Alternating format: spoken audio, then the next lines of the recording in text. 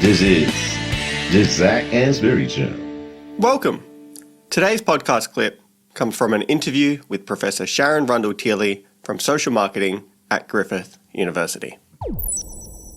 I suppose it's the same with research and idea creation. Like, it takes a village to raise a proper research thing. So collaboration is very, very important for what we do.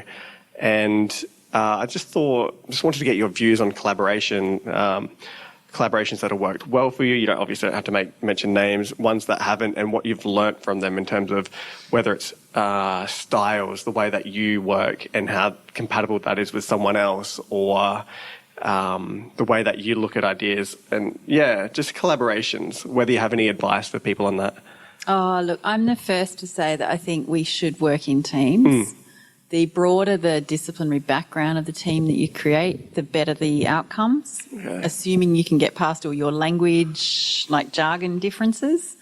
I've had very long-term sort of stable relationships across most of my people that I've worked with over time, and realistically, most of the reasons you pull apart are either ideological differences, you just are never going to agree, or it's money and the resources that create essentially what becomes a divorce. So jealousy, or people feel like you've stolen an idea, a person, or the money, are the things that get in the way of very strong collegiate collaborative structures that can last a lifetime.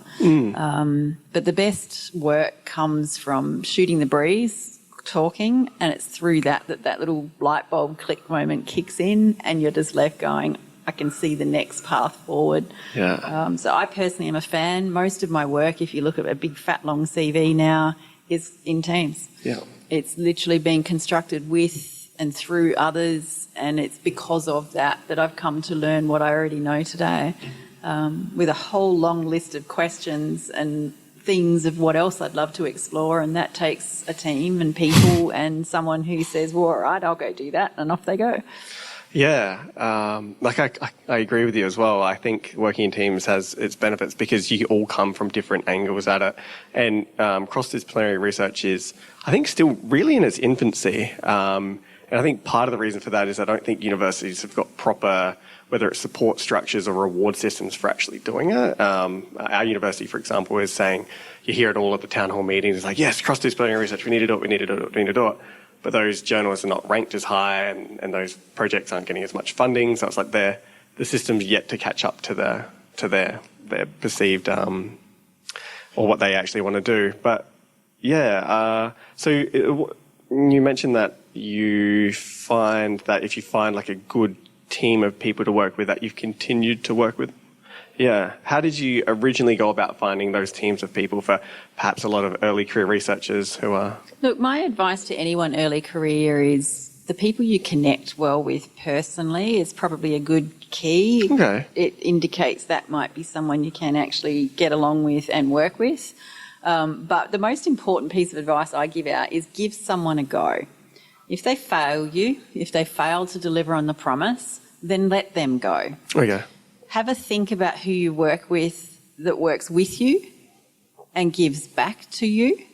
And if the answer is that you've found someone who kind of gets a lot from you, but you're not getting that same level of response, input, or things back, I think you question the value of that partnership, because it's failing to be a partnership. It's not a two-way street, it's a one-way street. But have a go, because taking the risk to give someone you don't know who's reached out to you a go could be the best collaboration you ever make. And it's not that we necessarily need to connect personally, but asking. There are some wonderful collaborations I've actually formed because someone just comes up at the end of a presentation and says, I have an idea.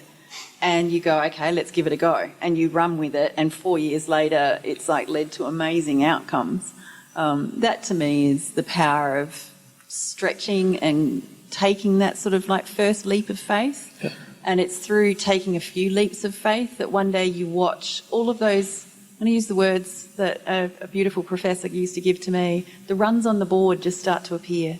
All of these outcomes happen because suddenly you have colleagues and they've all shot 5 journal papers onto your desk in one day.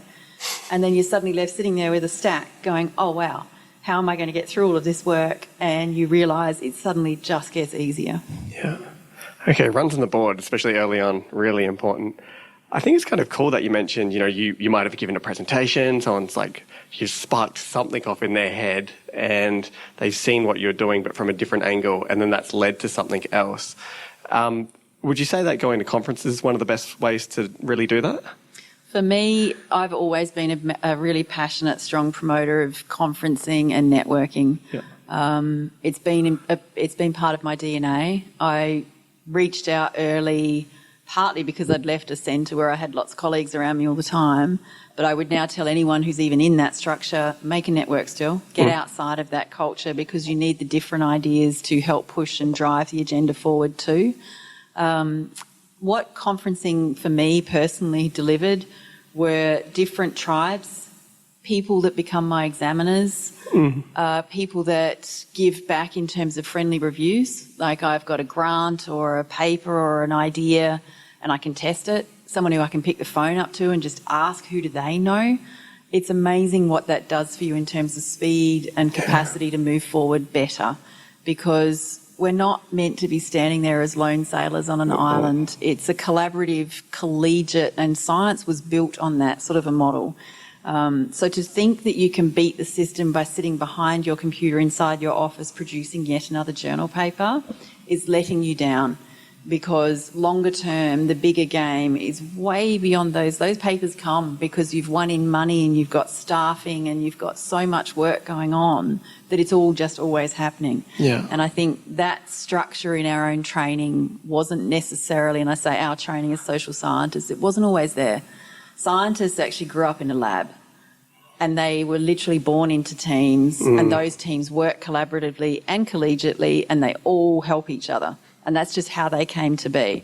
And social science is a bit different because it still has a culture of competing against each other and not sharing and not giving, and it's holding us back.